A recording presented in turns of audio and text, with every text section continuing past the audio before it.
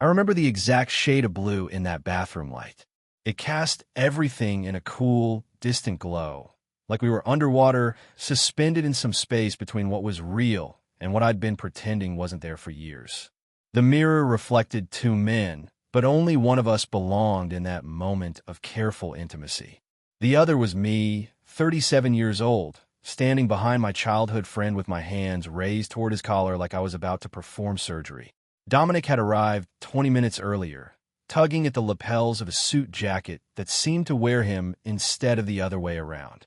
He'd bought it for his cousin's wedding 3 years ago and hadn't touched it since. Now he needed it again, and the tie that came with it might as well have been a puzzle written in a foreign language. His fingers had fumbled with the silk for 10 minutes before he'd finally turned to me with that look I'd seen since we were kids when he couldn't figure out his math homework. "Can you show me how to do this?" he'd asked, and the words came out uncertain, almost embarrassed. Dominic Hale, who could frame a house with his eyes closed, who could fix any engine that crossed his path, who had never met a problem he couldn't solve with his hands, was defeated by a strip of fabric. I should have laughed, should have made some joke about how construction workers weren't meant for formal wear, should have kept the moment light the way we always did, the way our friendship had survived on surface-level comfort and unspoken boundaries. Instead, I stepped closer. The silk was cool between my fingers as I looped it around his collar, the fabric catching slightly on the rough skin of his neck where the sun had left its mark from years of outdoor work. He smelled like sawdust and the faint trace of cologne he'd probably applied too heavily, trying to mask a day's worth of honest labor. I could feel the warmth radiating from his chest, could see the slight tremor in his jaw as he tried to hold still. My hands moved with practiced precision. I've been tying ties since I was 15, when my father decided it was time I learned to look respectable for church and school functions. The muscle memory was automatic now, but every brush of my knuckles against Dominic's throat felt deliberate, electric in a way that made my chest tight. I told myself to hurry. Told myself this was just a favor between friends, nothing more complicated than helping him move a couch or change tire. But as I pulled the fabric through the loop, creating the knot that would sit perfectly against his collar, I found myself slowing down, drawing out each movement. My face was close enough to his that I could see the small scar above his left eyebrow from when we were 12, and he'd tried to climb Mrs. Henderson's fence to retrieve a baseball. In the mirror, I watched my own face, trying to keep my expression neutral, professional. But I could see what was really happening. The way my breathing had gone shallow. The way my eyes kept drifting from the tie to his reflection, catching moments when he was watching me instead of watching what my hands were doing. I was supposed to step back. The tie was nearly finished, just needed the final adjustment to pull the knot snug against his collar. It was the natural end to this small intimacy, the moment when we'd both laugh awkwardly and he'd thank me, and we'd pretend the air in that small bathroom wasn't thick enough to cut with a knife. Instead, I leaned closer. My chest brushed against his shoulder blade as I reached around to adjust the knot. I could feel his breath catch, see his hands clench slightly at his sides. This was the moment. The moment he should have stepped away, should have made some joke about personal space, should have broken the spell that had somehow wrapped itself around us. He didn't move. Our eyes met in the mirror, and for one suspended heartbeat, the world narrowed to just that reflection. Two men in a small bathroom, one in a suit that didn't fit, the other with his hands still raised to another man's throat. His gaze was steady, questioning, searching my face for something I wasn't sure I was brave enough to give him. I saw myself swallow hard, saw the slight tremor in my own hands as they lingered at his collar longer than they needed to. The silence stretched between us, full of everything we'd never said in 23 years of friendship, full of every careful distance I'd maintained, every casual girlfriend of his I'd smiled through meeting, every late-night conversation that had danced around the edges of something deeper. His lips parted slightly, like he was about to speak, but no words came. The bathroom felt impossibly small, impossibly warm despite the cool light. I could hear my own heartbeat in my ears, could feel the weight of his attention like a physical thing. And then a car horn blared from the street outside, sharp and insistent, cutting through whatever fragile thing had been building between us. The spell broke like glass hitting concrete. I dropped my hands and stepped back, so quickly I nearly stumbled into the towel rack. The words that came out of my mouth were automatic, meaningless. Something about how he was all set now, how the tie looked good, how we should probably get going if we didn't want to be late. My voice sounded strange to my own ears, too bright, too casual. Dominic nodded, but he didn't look away immediately. His expression had gone soft in a way I'd never seen before, vulnerable and uncertain, and something else I didn't dare name. He touched the tie briefly, fingers brushing where mine had been, and for a moment I thought he might say something. Might acknowledge what had just happened or almost happened, or what I desperately hoped had been about to happen. Instead, he turned toward the door, straightening his jacket with hands that weren't quite steady. But just before he left the bathroom, he glanced back over his shoulder. His face was unreadable, caught somewhere between question and answer, between the man I'd known since we were boys and someone I was only beginning to recognize. The door clicked shut behind him, and I was alone with the mirror and the echo of his cologne and the sudden, overwhelming awareness that something fundamental had shifted between us. Something I couldn't take back or pretend hadn't happened, no matter how badly my rational mind wanted to file it away under harmless misunderstandings. My hand was shaking as I gripped the edge of the bathroom counter, knuckles white against the fake marble surface. I felt like I'd just surfaced from deep water, gasping for air I hadn't realized I'd been holding. In the mirror, my reflection looked flushed, disheveled, like someone who'd just been caught in the act of wanting something he had no right to want. But God help me, I did want it. Had wanted it for longer than I was ready to admit, even to myself. Had spent years perfecting the art of not looking too long, not standing too close, not letting my thoughts wander down paths that could only lead to the end of the most important friendship in my life. 23 years of careful distance. And it had taken less than 5 minutes with a silk tie to unravel everything I'd built to protect us both from this exact moment. From somewhere in the apartment, I heard Dominic call out that he was ready to go, that the wedding would start without us if we didn't hurry. His voice sounded normal, easy, like nothing had changed. Like he hadn't just looked at me in that mirror with eyes that held questions I wasn't sure either of us was ready to answer.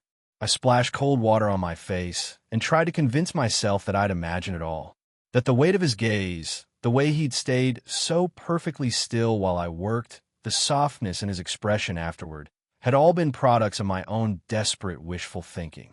But as I dried my hands and prepared to walk out of that bathroom and into whatever came next, I knew I was lying to myself. Something had happened in those few minutes.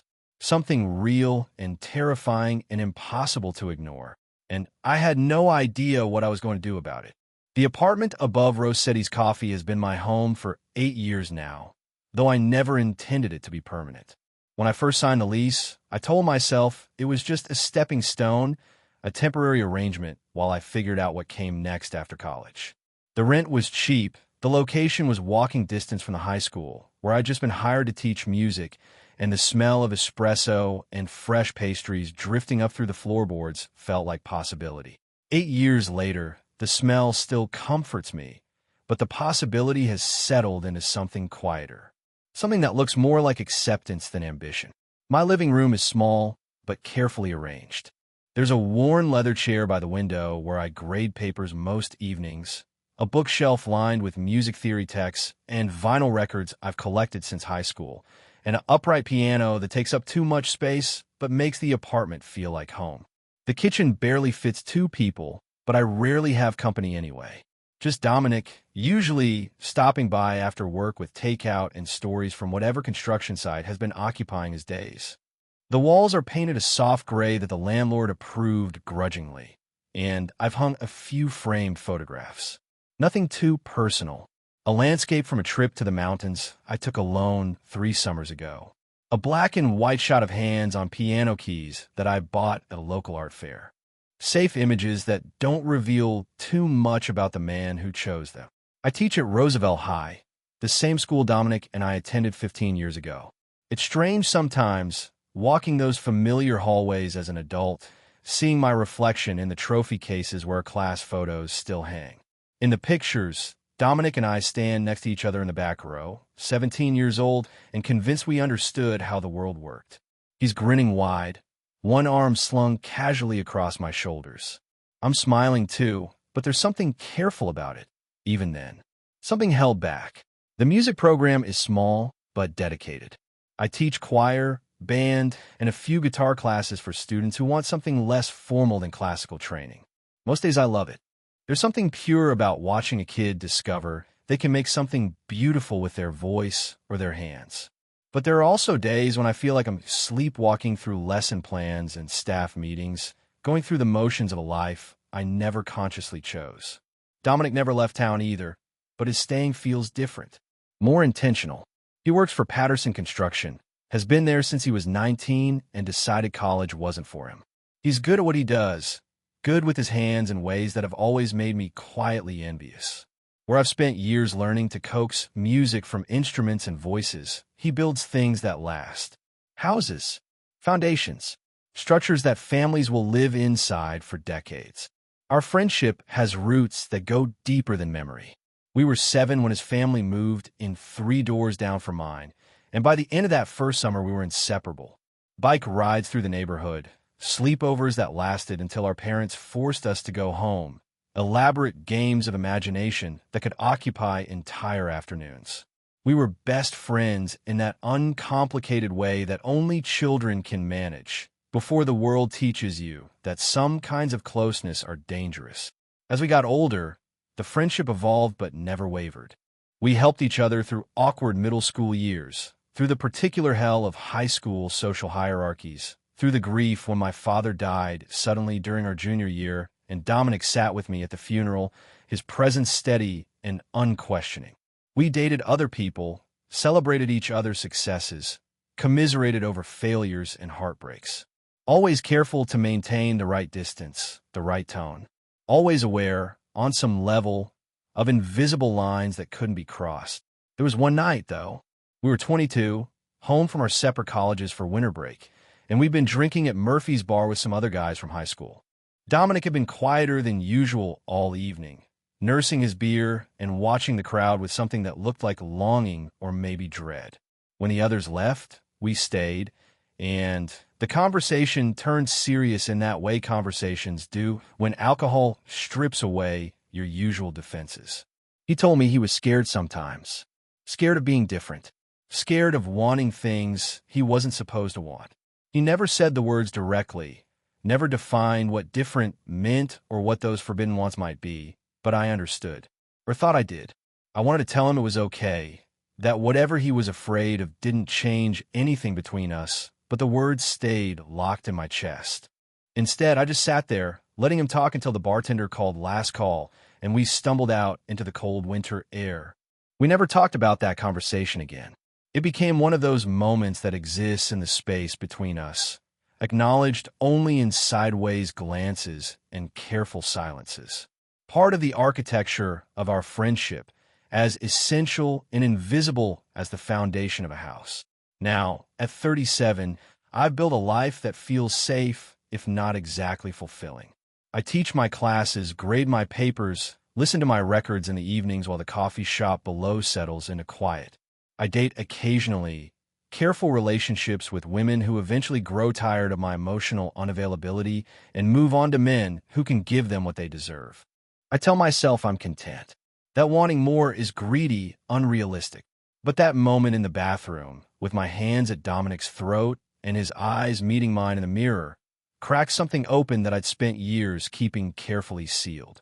It woke up parts of myself I'd learned to keep quiet, brought to the surface longings I'd trained myself not to name. For the first time in years, I felt awake. Terrifyingly, dangerously awake. And I had no idea what to do with that feeling, except carry it with me like a secret I was afraid to examine too closely.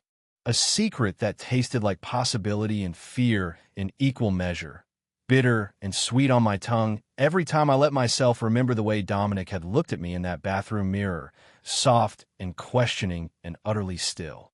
The text arrived on a Tuesday morning while I was sitting at my kitchen table, grading quiz papers for my freshman choir class. The coffee had gone cold in my mug, and I've been staring at the same answer sheet for 10 minutes without really seeing it, my mind still caught on fragments from the weekend. The way Dominic had thanked me after the wedding, his voice softer than usual. The careful distance he'd maintained during the reception, like he was afraid of standing too close. The phone buzzed against the wooden table, and his name appeared on the screen with a message that made my stomach tighten with something between anticipation and dread. "You free Saturday? Need your help again." I stare at those 8 words for longer than any reasonable person should stare at a text message. There was something different about the phrasing, something that felt less casual than his usual requests for help moving furniture or fixing something that had broken in his apartment. The word again carried weight, an acknowledgement that what had happened before hadn't been forgotten, at least not by him. I typed and deleted 3 different responses before settling on something appropriately neutral. "Sure, what do you need?" But my hand was shaking slightly as I sent it, and I knew that whatever equilibrium I'd managed to maintain since the bathroom incident was about to be tested again. Saturday morning found me standing outside Dominic's apartment building, a converted warehouse on the edge of downtown that had been split into loft-style units for young professionals and artists who couldn't quite afford the trendy neighborhoods closer to the city center. I'd been there dozens of times over the years, but today the familiar brick facade felt charged with possibility and danger in equal measure. He buzzed me up without asking who it was, and I climbed the 3 flights of stairs with my heart beating harder than the modest exercise warranted. When I reached his door, it was already open, and I could see him standing in the middle of his living room, hands on his hips, staring at his bedroom doorway with an expression of genuine bewilderment. The apartment looked exactly the same as always. Sparse furniture that served function over form, a television that took up too much of one wall, and the faint smell of sawdust that seemed to follow him everywhere. But there was something different about Dominic himself, a tension in his shoulders that I hadn't seen since high school, when he used to get nervous before big tests or asking girls to dances. He turned when he heard my footsteps, and his face brightened with relief and something else I couldn't quite identify. "Thanks for coming," he said, and there was genuine gratitude in his voice that made my chest tight. I didn't know who else to ask. The source of his distress became clear when he led me to his bedroom and gestured helplessly at the closet. It was a study in contradiction. Shelves lined with work clothes, sturdy jeans and flannel shirts, and steel-toed boots. And hanging alone on the far right, that same ill-fitting suit from the wedding, looking as out of place as a tuxedo in a tool shed. "Another wedding," he explained, running one hand through his hair in a gesture I'd seen him make since we were kids whenever he was frustrated. "College friend I haven't talked to in years, but apparently I made some kind of impression at the last one because now I'm invited to this one too." He looked at me with something that might have been vulnerability. "You're the only one I know who actually knows how to look decent." The words stung a little, though I knew he hadn't meant them to. They reduced me to a function, a skill set rather than a person whose opinion mattered beyond his ability to navigate formal wear. But there was something underneath the casual dismissal, a careful choosing of words that felt deliberate. He could have asked his sister, who worked in retail and understood fashion better than either of us. He could have gone to a department store and asked for help from someone whose job it was to make men look presentable. Instead, he'd asked me. We spent the next hour going through his limited options, and I found myself paying attention to details I'd never noticed before. The way his shoulders filled out a button-down shirt, the contrast between his calloused hands and the soft fabric of a tie, the unconscious grace with which he moved even when he felt awkward and out of place. It felt intimate in a way that went beyond the practicality of choosing clothes, like I was being given access to a part of him that he usually kept private. When we finally settled on the least problematic combination, he looked at himself in the full-length mirror attached to his closet door and shook his head. "I look like I'm playing dress-up," he said, and there was real frustration in his voice. "You look fine," I told him, but the words came out wrong, too careful, too studied. He caught my eye in the mirror, and for a moment we were back in that bathroom, the air thick with unspoken questions. "I trust you, man," he said quietly, almost under his breath, and the words hit me like a physical blow. There was something in his tone that went beyond fashion advice, beyond the simple mechanics of looking appropriate for someone else's wedding. It sounded like a confession or maybe an invitation to something I didn't dare name. The wedding itself was a blur of polite conversation with strangers and carefully maintained distance between us. But there was a moment just before we went inside when Dominic fumbled with his tie in the parking lot, and I found myself stepping forward to help without being asked. The late afternoon sun was warm on our faces, and the sound of music and laughter drifted from the reception hall, but all I could focus on was the familiar weight of silk between my fingers and the steady rhythm of his breathing. This time, he didn't just hold still. He watched my face the entire time, his gaze steady and questioning and entirely deliberate. When our eyes met, it felt like a choice he was making, a line he was allowing me to see him cross. "What are you thinking about?" he asked softly, and the question hung between us like a bridge I was afraid to step onto. "Nothing," I lied, and finished adjusting the knot with hands that weren't quite steady. But that night, lying in my bed above the coffee shop, I couldn't stop replaying that moment. The warmth of his skin under my knuckles. The way he'd looked at me like he was waiting for something, like he was ready for me to say the words that had been building between us for longer than either of us wanted to acknowledge. For the first time in years, I let myself imagine what might happen if I was brave enough to stop pretending I didn't want what I'd been wanting for longer than I cared to admit. The change began so gradually that I almost convinced myself I was imagining it. A text message here, a phone call there, each one feeling slightly more frequent than the last until I realized that Dominic and I were talking nearly every day. Not about anything earth-shattering. Work frustrations, weekend plans, random observations about movies we'd watched or articles we'd read. But there was a quality to these conversations that felt different from our usual comfortable routine, like we were both listening for something underneath the surface of ordinary words. He started showing up at my apartment without calling first, something that had been rare before, but now happened 2 or 3 times a week. Always with reasonable excuses. He was in the neighborhood. He'd picked up coffee from downstairs and thought I might want some. He was bored and wondered if I wanted to grab dinner. But I began to notice the way he settled into my space. How he'd kick off his work boots and curl up in the corner of my couch like he belonged there, like my small apartment had become as much his refuge as it was mine. The conversations we'd always had about surface things, safe things, began to develop depths I hadn't expected. One evening in late October, he sat in my kitchen while I made pasta and started talking about his job in a way he never had before. Not just the mechanics of construction, the projects and deadlines and personality conflicts with coworkers, but what it felt like to build something permanent in a world that seemed increasingly temporary. "I like knowing that families will live in the houses I help build," he said, leaning back in the wooden chair that creaked under his weight. "I like thinking about kids growing up in rooms I framed, about people making memories in spaces I had a hand in creating. It makes the work feel like it matters."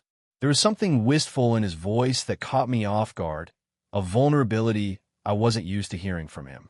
I asked him if he'd ever thought about doing something else, maybe starting his own company, and he was quiet for a long moment before answering. "Sometimes I think about what my life would look like if I'd made different choices," he said. "If I'd been braver about wanting things that didn't fit the plan everyone expected me to follow." The words hung heavy in the steam rising from the boiling water, and I had the distinct feeling that we're talking about more than career paths. But I didn't ask him to define what those other choices might have been. Instead, I stirred the pasta and told him that it wasn't too late to want different things, that 34 wasn't ancient, even if it sometimes felt that way. He looked at me, then with an expression I couldn't quite read, something soft and searching and maybe grateful.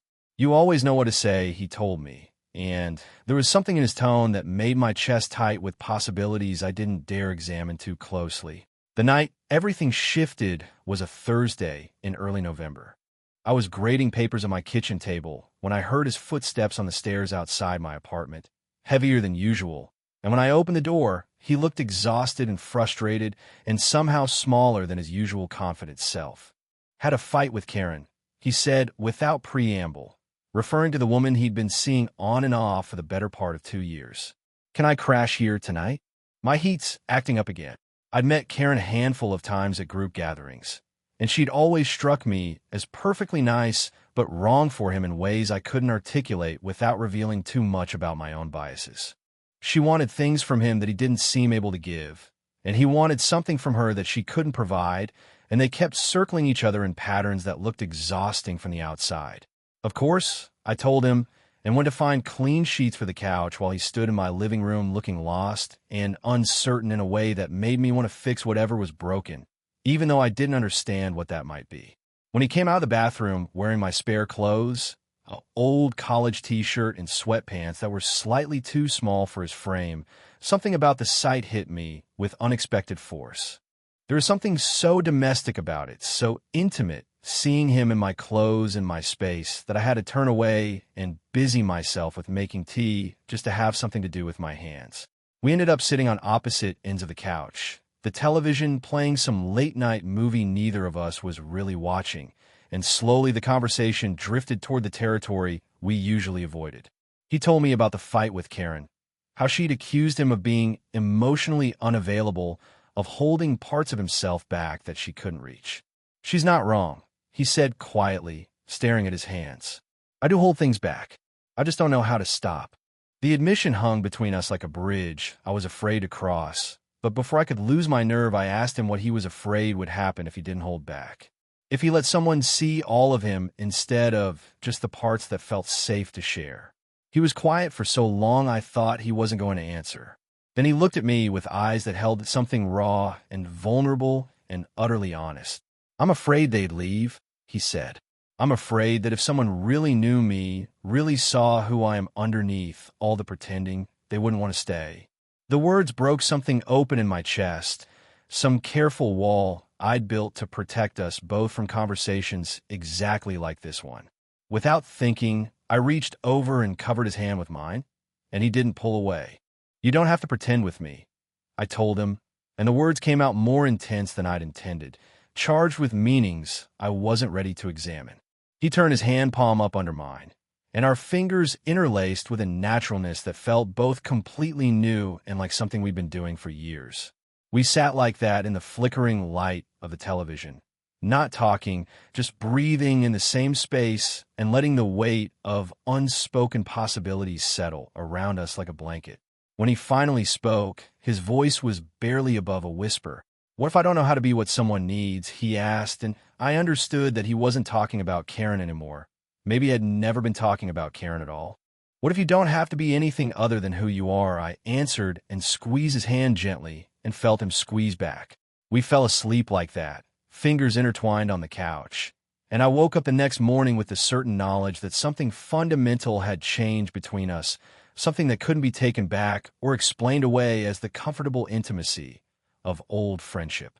Something that felt like the beginning of everything I'd been too afraid to want. The rain started just after 3 in the afternoon, one of those November storms that seems to materialize from nothing and settles over everything like a gray blanket. I was at the piano, working through a Bach piece I'd been teaching my advanced students, when I heard the familiar sound of work boots on the stairs outside my apartment. Heavier than usual, tired in a way that spoke of more than just physical exhaustion. When I opened the door, Dominic stood there soaked through, his work clothes clinging to him and water dripping from his hair onto the hallway carpet. He looked defeated in a way I'd rarely seen, shoulders curved inward like he was protecting himself from something I couldn't see.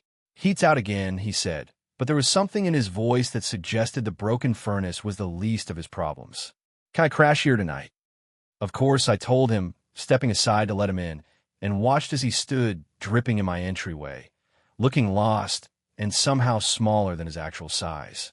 There were lines around his eyes I hadn't noticed before, a tightness in his jaw that spoke of conversations he'd been having with himself, arguments he wasn't winning. I brought him dry clothes without being asked, the same college t-shirt and sweatpants from the week before, now washed and folded in my dresser like I'd been expecting this moment. When he emerged from the bathroom, the fabric hanging loose on his frame, something about the sight of him in my clothes again hit me with the same unexpected intensity as before. Like seeing a glimpse of an alternate life, one where this kind of intimacy was normal, expected, ours.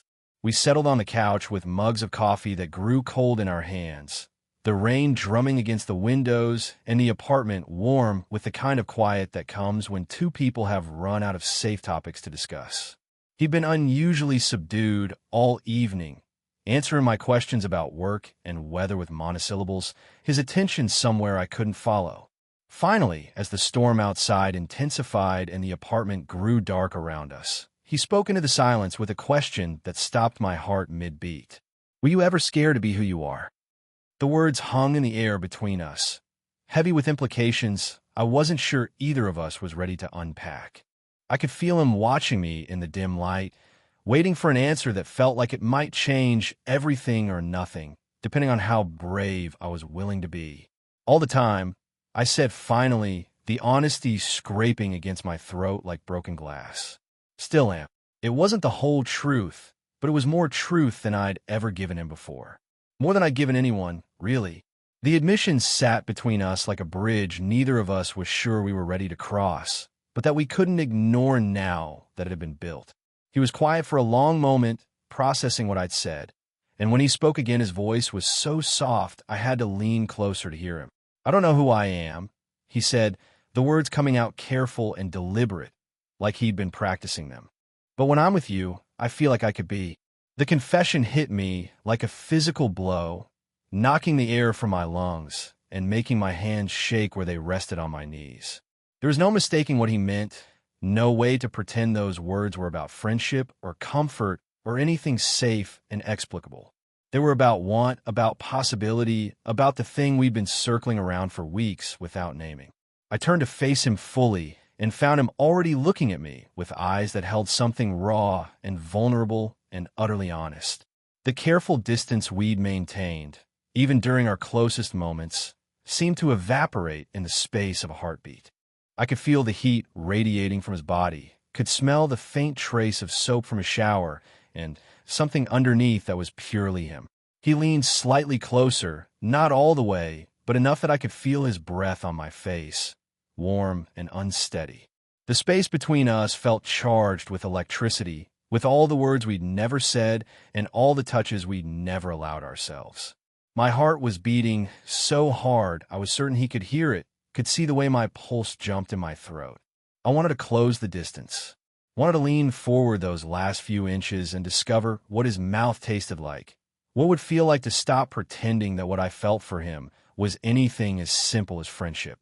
The longing was so intense it felt like drowning, like being pulled under by a current I'd been fighting against for longer than I could remember. But I froze, paralyzed by the weight of everything that moment could mean, everything it could destroy if I was wrong about what I was seeing in his eyes. 23 years of friendship, the most important relationship in my life, balanced on the edge of a decision I couldn't take back. The hesitation must have shown on my face because something shifted in his expression. The vulnerable openness flickered, replaced by something that looked like embarrassment or maybe fear. He broke eye contact first, looking down at his hands and then toward the rain-streaked windows. I should probably get some sleep, he said, his voice carefully neutral again, all the raw honesty from moments before tucked away behind familiar walls. Long day tomorrow. He stood up from the couch and headed toward the bathroom, and I sat there in the gathering darkness, my heart still racing and my hands still shaking, wondering if I just lost the most important moment of my life by being too afraid to reach for it. When he came back out, he settled onto the couch with his back to me, pulling the spare blanket up to his chin like armor. The silence that fell between us was different from the comfortable quiet we'd shared all evening. This silence was full of weight and missed opportunities and the echo of words that couldn't be taken back. I lay awake for hours that night, listening to the rain and the sound of his breathing and replaying those few seconds when everything had been possible. When he looked at me like I was the answer to a question he'd been asking himself for longer than either of us wanted to admit. And I wondered if I'd just proven that I was exactly the kind of coward I'd always been afraid I was, too scared of losing what we had to risk discovering what we might become. I woke up before dawn with the taste of regret bitter in my mouth and the sound of Dominic's quiet breathing filling the silence of my apartment. The storm had passed sometime in the night, leaving behind that particular stillness that comes after rain, when the world feels washed clean and full of possibility. But all I could think about was the moment I'd let slip away the bridge I'd been too afraid to cross when it had been offered to me. He was still asleep on the couch, one arm flung over his eyes to block out the pale morning light filtering through the windows. His face looked younger in sleep, unguarded in a way it rarely was when he was awake. I stood in the doorway of my bedroom, still in yesterday's clothes, and watched him breathe and tried to find the courage I'd failed to summon the night before. The coffee maker gurgled to life in the kitchen, and the familiar morning ritual gave me something to do with my hands while my mind raced through a dozen different conversations, each one ending badly. I could pretend nothing had happened. Let us both retreat behind the comfortable walls we'd spent 23 years building. I could make jokes about the weather and ask about his work schedule, and we could go back to being what we'd always been, safe and careful and slowly suffocating on everything we couldn't say. Or I could do the thing that terrified me most. I could tell the truth. He stirred as the smell of coffee reached him, stretching and blinking against the morning light with the slow confusion of someone waking up in an unfamiliar place. When he saw me standing in the kitchen doorway, something shuddered closed in his expression, like he was remembering what had almost happened and preparing himself for my retreat. "Morning," he said, his voice carefully neutral, and I could hear him already building the walls back up, already crafting the apology that would make last night safe and meaningless and forgettable. I couldn't let him do it. Couldn't let us both pretend our way back to the comfortable lie we'd been living. "Don't," I said, the word coming out sharper than I'd intended. "Don't apologize for last night. Don't make it smaller than it was." He sat up slowly, the blanket pooling around his waist, and looked at me with something that might have been hope or fear or both. I could see him processing my words, try to figure out what they meant, what I was asking of him. I moved from the doorway to the edge of the couch, close enough that I could see the gold flecks in his brown eyes. Close enough that there was no pretending this was a casual conversation between friends who didn't want anything more complicated than what they already had. "Whatever this is," I said, my voice steadier than I felt, "I need to know if it's real. If I'm imagining things, if I'm reading something into our friendship that isn't there, then tell me. But if it's real, if you feel it too, then we need to stop pretending it doesn't exist." The words hung between us like a challenge, like a question that could only be answered one way or another, no more safe middle ground to hide in. I watched his face, saw the moment when he stopped trying to protect us both from the truth, and let himself really look at me, really see what I was offering. "I don't know what it means," he said finally, and his voice was rough with something that sounded like relief. "I just know I don't want to step back." It wasn't a clear answer, wasn't the declaration I might have hoped for in some secret part of myself, but it was enough. It was honest and uncertain and brave, and it was more than either of us had been willing to give before. I leaned forward, closing the space between us slowly enough that he could have stopped me, could have pulled away if this wasn't what he wanted. Instead, he met me halfway, his eyes fluttering closed, just before our lips touched in a kiss that was soft and tentative and absolutely nothing like what I'd imagined it might be. It was better. It was real. When we broke apart, he pressed his forehead against mine, his breathing unsteady, and I could feel him trembling slightly under my hands where they'd somehow found their way to his shoulders.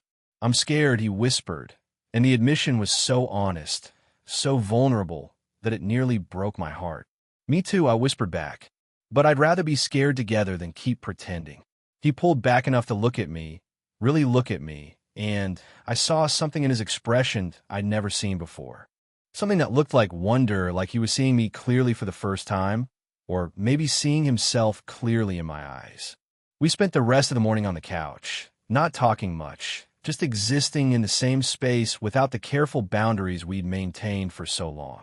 His hand found mine and stayed there, our fingers interlaced like they belonged that way, like we'd been waiting our whole lives to discover how perfectly they fit together.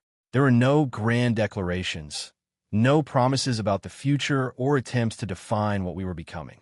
There was just the quiet recognition that something fundamental had shifted between us, something that couldn't be taken back or explained away as a momentary lapse in judgment. When he finally had to leave for work, He kissed me again at the door, brief and sweet and utterly natural, like it was something we'd been doing for years instead of hours. After he left, I stood in my empty apartment, still tasting him on my lips, and realized that for the first time in longer than I could remember, I felt completely awake. Not just aware or alert, but truly, fully alive in a way that made everything else I'd been calling living seem like sleepwalking. The walls of my small apartment, the familiar furniture, the view from my windows, everything looked different now, charged with possibility and promise, and the terrifying, exhilarating knowledge that nothing would ever be the same again. I'd spent 37 years learning how to want safely, how to keep my desires small and manageable and hidden from view. But sitting there in a morning light, my lips still tingling from his kiss, I understood that I was done with safe, done with pretending, done with the careful half-life I'd built to protect myself from exactly this kind of beautiful, dangerous, life-changing truth. Whatever came next, whatever challenges or complications or moments of doubt lay ahead, I was ready to face them, ready to stop hiding from the person I'd always been too afraid to become. 3 weeks later, I was grading papers at my kitchen table when I heard his footsteps on the stairs. Not the heavy, tired sound of someone seeking refuge, but something lighter, more purposeful. When I opened the door, Dominic stood there in that same ill-fitting suit, but this time he was smiling, a crooked grin that made something warm unfurl in my chest. Another wedding? I asked, though I already knew the answer from the way he was tugging at his collar with familiar frustration. Same cousin, different wedding, he said, stepping into my apartment like it was the most natural thing in the world. Apparently, the first one didn't take. He paused, looking at me with something soft and uncertain in his eyes. Still need help? The question carried weight beyond the simple request for assistance with formal wear. It was about trust, about vulnerability, about whether the thing we'd discovered between us could survive in the daylight world beyond my small apartment. It was about whether he still felt safe asking me to stand close enough to touch him, to help him navigate spaces where he didn't quite belong. Maybe just a little, I said, and watched relief wash over his features like sunrise. In the 3 weeks since our first kiss, we've been learning a new language together. Not just the physical vocabulary of touch, though that was part of it. The way his hand found mine when we walked, the easy comfort of his arm around my shoulders when we watched movies, the sweet discovery that he liked to be the little spoon, even though he'd probably die before admitting it to anyone else. But more than that, we were learning how to speak honestly about the things we'd spent years keeping carefully hidden.